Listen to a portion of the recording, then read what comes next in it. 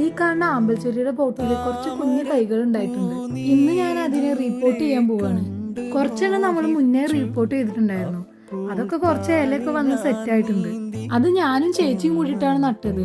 അത് പിങ്കും വയലറ്റും ആയിരുന്നു. എനിക്ക് കൂടുതൽ ഇഷ്ടം ഈ വൈറ്റ് ആമ്പൽച്ചെടിയാണ്. അപ്പൊ അതിന്റെ തൈയാണ് ഇന്ന് ഞാൻ റിപ്പോർട്ട് ചെയ്യുന്നത്.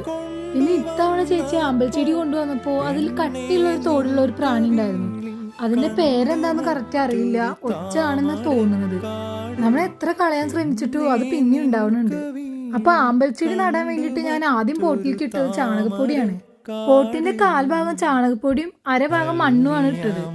പാടത്തു നിന്നുള്ള ചെളിമണ്ണാണ് എനിക്ക് കുറച്ചും കൂടി ബെറ്റർ ആയിട്ട് തോന്നുന്നത്. പാടത്തേക്ക് ഇറങ്ങാനുള്ള മടി കൊണ്ട് ഞാൻ ചുവന്ന മണ്ണാണ് ഇട്ടത്.